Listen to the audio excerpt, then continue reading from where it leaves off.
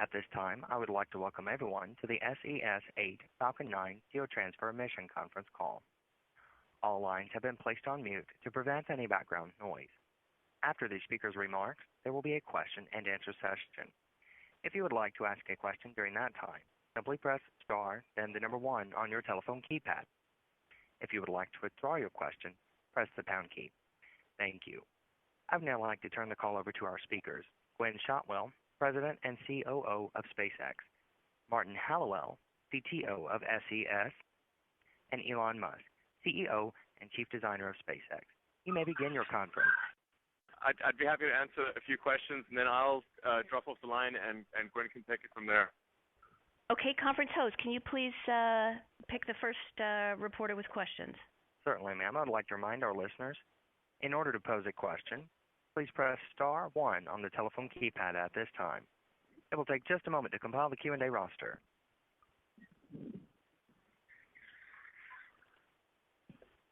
It will be just another moment before our first question.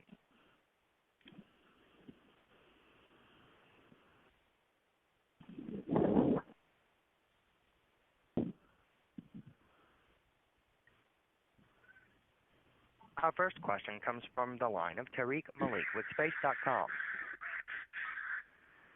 Hello, Elon. Thank you so much for having a teleconference today. Tariq Malik. I guess my first question would be, what types of modifications that you've made that make you more confident on the second stage restart for this flight, and how this capability really will be a tool for SpaceX in terms of both Dragon and now satellite launches out of Florida. Thank you. Sure. So, on the last flight, everything worked really well. I think we were able to retire an enormous amount of risk with the new design of Falcon 9, with one exception being the restart, which that's why we find that. And for that mission to deploy the satellites on a single burn insertion. For this mission, obviously, the second burn has to work in order for it to be successful. Our analysis of the prior flight, and this is SES agrees with this, is that the igniter lines, the igniter fluid lines froze due to liquid oxygen bleed impingement on those lines. So we've increased we've had a lot of insulation to those lines, and then made sure that the cold oxygen doesn't impinge on those lines, and that that seems to have. We believe that will address the restart issue. I should still view this launch with from the perspective of its. There's still a fair bit of remaining risk because this is only the second flight of the new design of Falcon 9.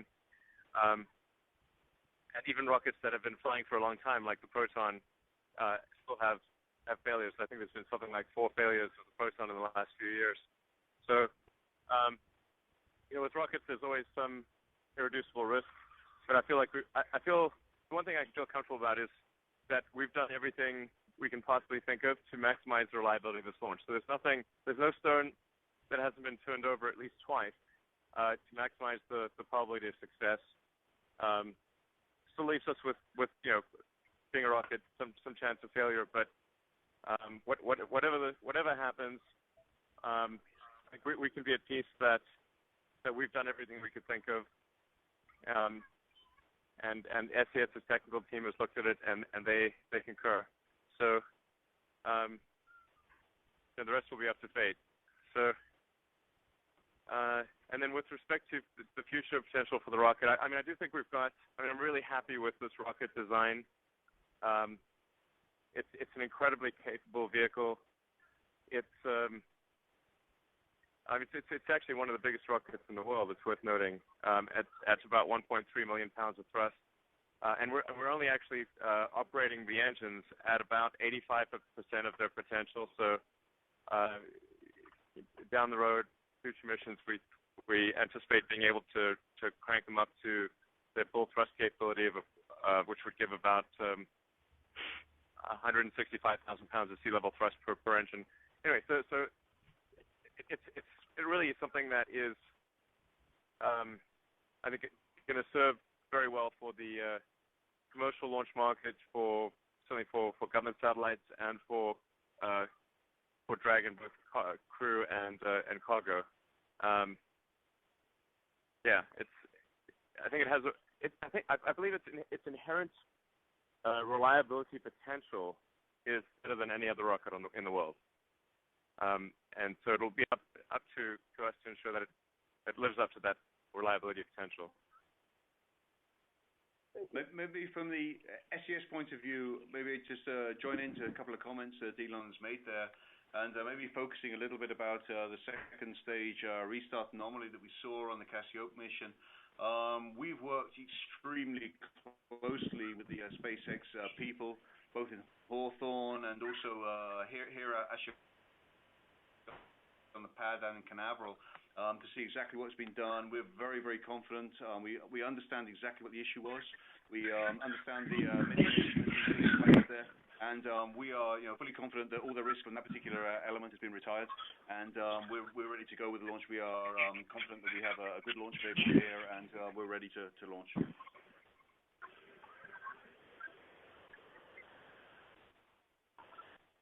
Okay, our next question comes from the line of John Amos with BBC News. Hi, thanks very much for doing this. Maybe it's a question I could put to Martin here. What does it mean to have a new player in this market of flights going to geostationary? What does it mean for you and the other satellite operators to have another choice? Let me put this very, very clearly and maybe not too dramatically. The entry of SpaceX into the commercial market is a game changer. It's going to really shape the industry to its roots. We're very excited to be part of this. That's really why we pioneered the first launch here, the commercial launch with SpaceX. The whole interface with the SpaceX organization, with the launch vehicle itself, with its capabilities now and for the future, we see this as being a very cost-effective and very accessible way to get our satellites to orbit. We think this is the way to go forward for the future. We have this launch. This is our 55th launch, so we know a little bit about launching satellites. That's why we react so positively to this. And after this, we have 3 more options together with SpaceX. So we see these guys as a very key player. I think all the other launch vehicle providers are looking at great interest in the success or not of this launch. And I think that they will be very, very interested and rather worried, for their future and how they organize themselves and their industrial processes to be competitive in the commercial launch market for the future. And Gwyn or Elon, do you have a message for Arianespace, ILS, Sea Launch? Well, I mean, I think the organizations make good rockets, but I think with the advent of Falcon 9, we're hopefully going to provide a forcing function for increased competitiveness in the launch vehicle industry, and essentially provide a good forcing function for improving the technology across the board. Because unless the rocket makers improve their technology rapidly, that they will lose significant market share to the Falcon 9. And I actually think it's a good thing if there are multiple providers of launch. So this is not some competitive provider it's really that they are going to need to improve their rocket technology, and in order to compete. And I think that's going to be a good thing for the future of space. Competition is great for organizations. It keeps them sharp, keeps people motivated. So this is all a good thing. They may not look at it that way, but hopefully they come to appreciate it in the future. And if you achieve the flight rate that you hope with 10 Merlins on a rocket, I mean, can you maintain the quality to do that? That's a lot of gear. Actually, yeah, I think so. Sorry, can you hear me?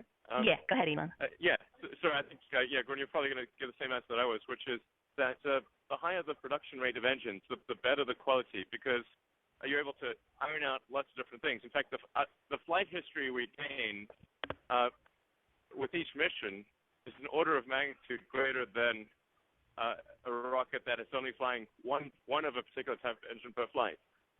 So, having flown, for example, the last flight of the Falcon 9 1.1, we effectively got 10 missions worth of flight data on the Merlin engine because there were 10. So you get a much better statistical reliability, much faster, and you see issues with an engine at an order of magnitude greater pace than you would otherwise.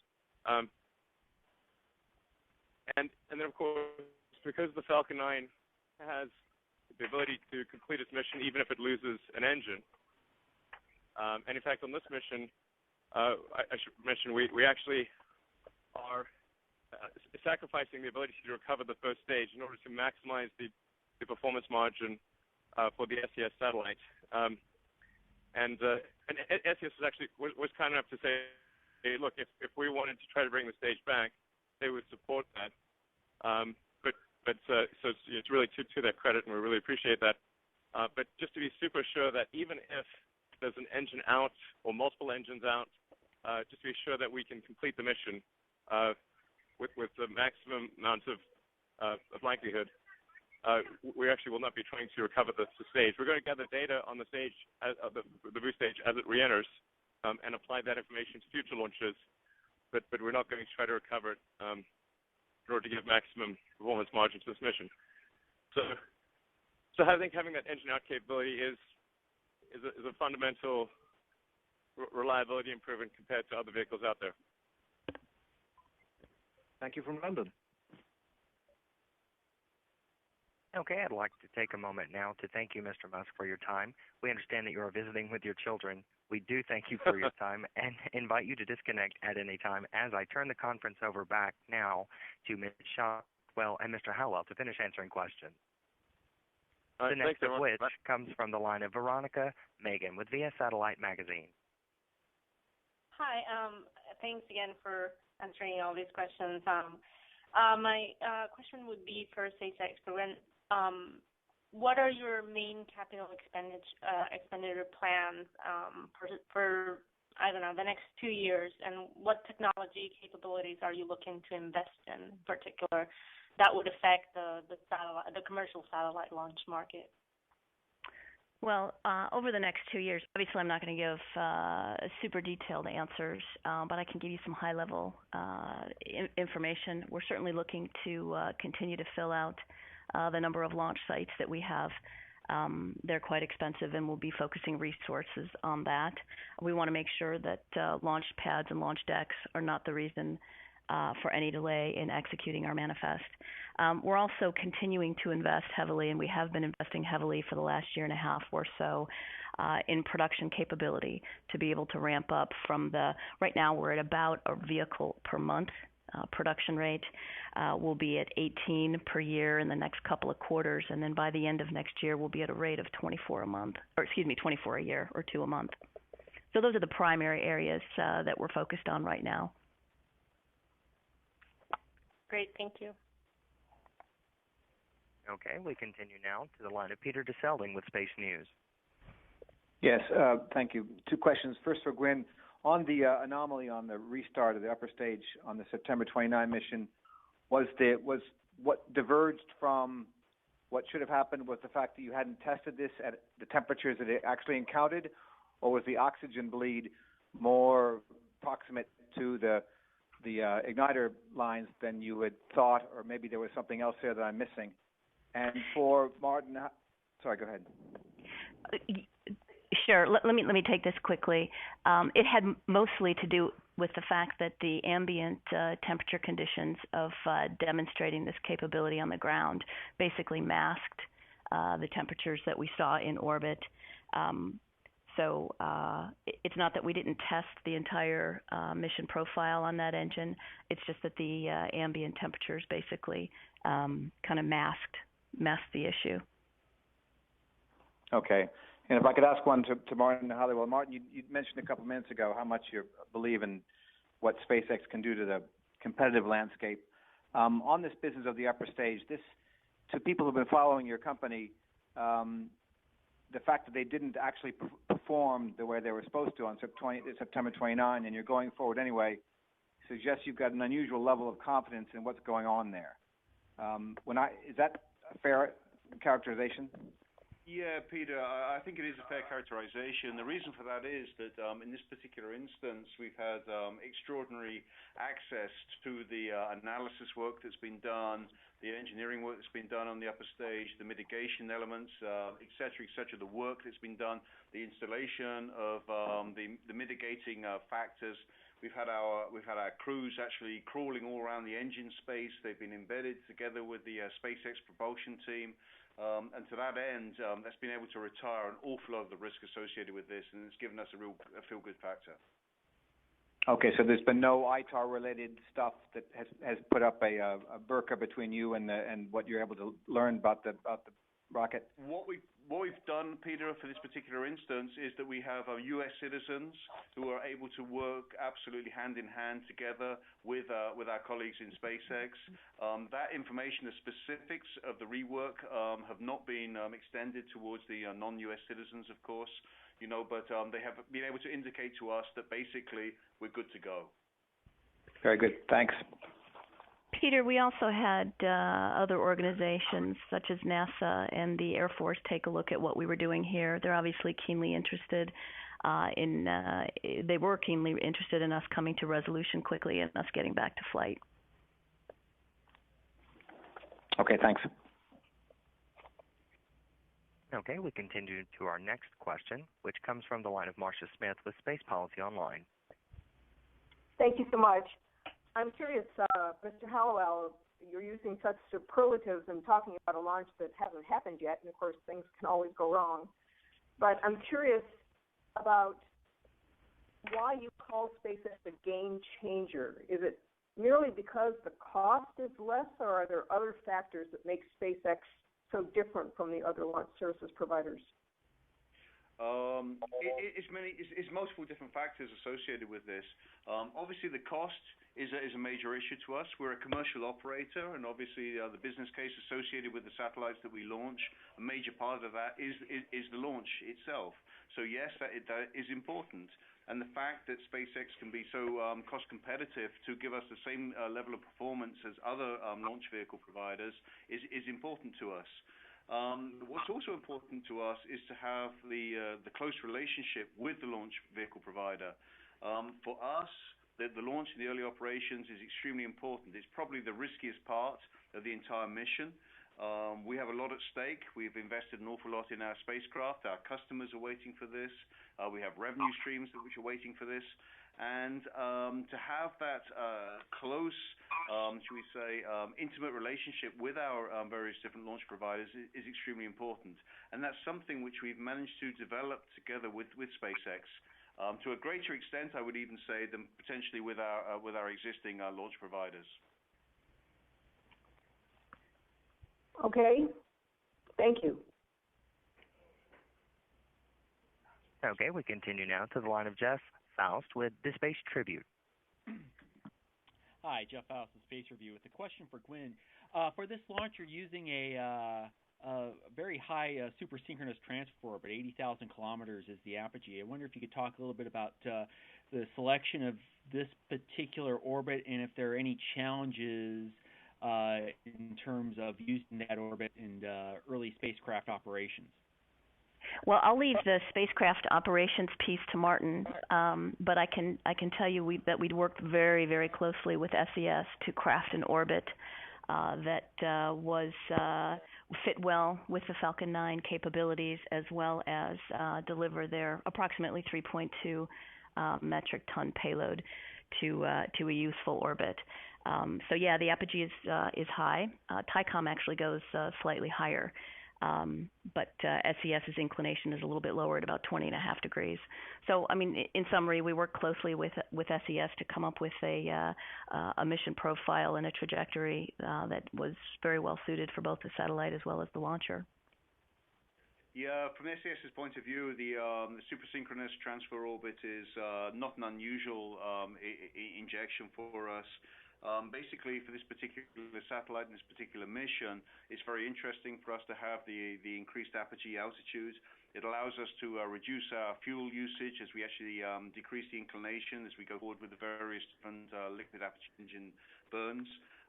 It allows us to optimize the fuel usage on the satellite, and it allows us to maximize our on-orbit station-keeping fuel lifetime for the remainder of the mission. So this is nothing unusual.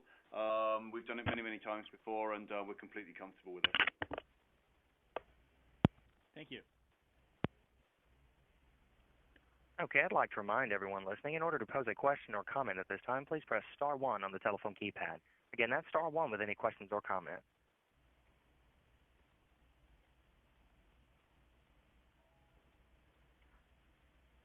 Okay, we continue now to a question from Irene Klotz with Reuters. Hi, thanks very much. Gwen, I have a question. If you could maybe just clarify something Elon had mentioned earlier today.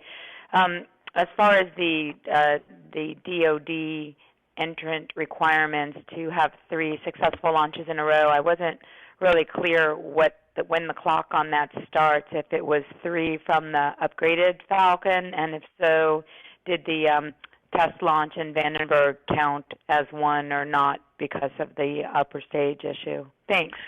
Sure, Irene. Let me clarify a little bit. We have to have 3 successful flights to get through the certification process for the Air Force and the EELV program.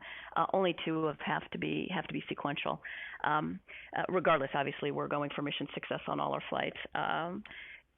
In addition, the first flight. So the requirement is to have mission success, and the first flight of this upgraded Falcon 9 was a complete success. We hit a bullseye orbit, and all satellites were released into the location they wanted to be in. So the first one counted, certainly according to our agreement with the Air Force. I don't think the Air Force has commented formally on that. But the clock started with Flight 6 from our perspective. The first 5 flights of Falcon 9 did not count towards certification, although obviously it gave all our customers a lot of confidence in the team's capability to design robust rockets and fly them successfully. Thanks, Gwen. Mm-hmm. Hi, it's just Martin one more time. Maybe I'd just like to add something to the previous question associated with why we think SpaceX is such an interesting launch vehicle provider for us with the opportunities, etc. One of the things that I should have mentioned is that we very much believe in the development of electrical propulsion for our satellites for the future.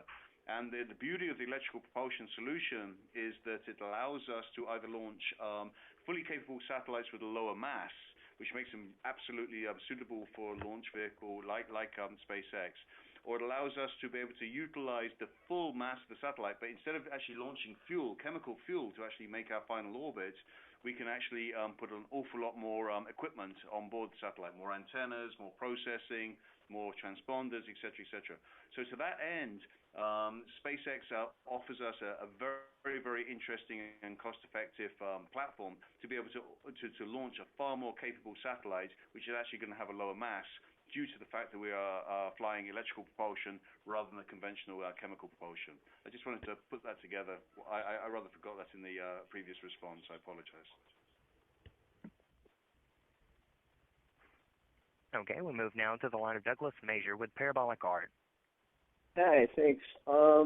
Couple questions. One, did you ever refire the second stage in the Falcon 9 before September? And what were the results? Did this problem come up previously on the Merlin 1C? And also, I'm wondering if SpaceX is at all interested in the DARPA XS-1 program. Hey, Doug. We might have seen some indication. Well, the configuration on the 1C and the plumbing on the back end was different. I don't want to speak out of turn.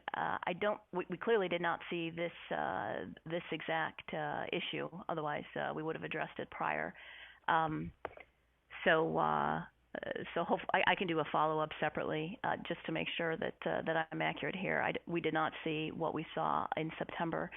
We have restarted the second stage on orbit on the previous version of Falcon 9. And clearly we had been ground testing the upgraded system extensively, going through many full mission profiles. So it was not a complicated issue to fix. Obviously, we were glad we caught it on a mission where we were only demonstrating that second burn as opposed to one where we have to get it done. Okay. And the other question was the XS-1 DARPA program that was just announced. I prefer to focus on this mission generally, Doug. We haven't decided yet how we're going to approach that program. Okay. Thank you very much. Thanks. All right, and we move now to our last question, which is from the line of Charles Lorio with Velorio Report. Yeah, hi there. Gwen, you were talking about the ambient conditions of the ground masking the issue that had occurred on the last flight with the restart. So I presume the point of what that means is in the testing on the ground you had bleed off, etc. But once you had the LOX bleed off, but once when you're in orbit with the ambient radiant cooling of the lines, that plus the bleed off was the thing that caused the freeze up. Yeah, I just want to be super careful about ITAR. I've got the statement that the State Department approved right in front of me. How about if you and I don't want to go to jail. I love my family. All right, I'll concede you that. All right, let's talk separately, and I can share with you more details. Obviously, you can't publish them, or then you go to jail. Okay, but yeah, I don't want that either. All right, thank you. Anyway. Thanks, Charles. Okay, we have now reached the allotted amount of time for questions. I'd like to turn it back over to Ms. Shotwell and Mr. Hallowell for any closing or concluding remarks. Yeah, Martin, if you don't mind, I'll let you do the final wrap, but I'd love to say a couple of things. First of all, I obviously want to thank SES. They were clearly pioneers when they started working with SpaceX to execute this and other missions. So we're obviously extremely grateful to them to be the first flight of a commercial GTO mission. I also want to thank my team. We've got 3,500 folks focused on this and related activities, and they've been working really, really hard trying to uncover any and all issues that we possibly can, basically do our very best work before we attempt this flight tomorrow. Hopefully, obviously, for the customers and for my 3,500 employees or so, that work has paid off, and we put CS8 where she wants to go. But I do appreciate the opportunity to do this. Obviously, we're thrilled to be entering into this market. And just the final thank you to the SpaceX staff, who, as always, works incredibly hard and is just awesome. Thanks, Gwen. Okay, maybe a couple of words from myself regarding SES. We are extremely excited to be here. We're extremely excited to be the first commercial customer on SpaceX. We were here, I wouldn't say here, but in 1996 we were the first commercial customer on Proton, so we understand the various different risks associated with this, and we understand the impact that this is going to have on the commercial satellite world, basically. I would say, and it's not really an understatement, is the entire commercial space flight world is looking tomorrow to see the success of this flight. And it is going to change the industry. It's going to make things different. It's going to make people sit up and look, and it's going to open new opportunities as we move forward. For us, for our SES-8 satellite, it's very important. We're heading towards one of our major growth markets in India. The success of this mission is extremely important to us. We're going to 95 degrees east. We'll be basically driving DTH into India and to DTH support into Indochina, Vietnam, etc., and the whole of the Southeast Asia region. This is a big deal for us, and it's extremely important. It's a key part of our strategy for the future. And we just want to look forward to a successful launch, and we'll move on. We have 2 more launches lined up in early next year. We will have our launch of our Astra 5B satellite going to 31.5 degrees east. Then we'll have our 2G satellite, Astra 2G satellite, which will be going to 28.2 degrees east. And that will end the current phase of our satellite launches as we look forward. So yeah, for us, it's not quite business as usual, but we're calm, we're relaxed, and we're excited that we're going to have a good day tomorrow. So thanks very much. Thanks very much to our SpaceX colleagues. And thanks very much to my SES colleagues, and we've kind of forgotten the orbital guys as well, who have been really working hard to prepare this spacecraft ready for launch. They've been working right the way through the entire preparation process. We're in battery charging right now. We have around about 13 hours to go with battery charging, and then we're ready to go. So hey, let's go. Thanks, Gwyn. Thanks, Martin. And thank you, ladies and gentlemen, for your participation. This concludes the SES-8 Falcon 9 Geotransfer Mission Conference call. You may now disconnect. Do you want to listen to another encore conference? Press 1 for yes or 2 for no.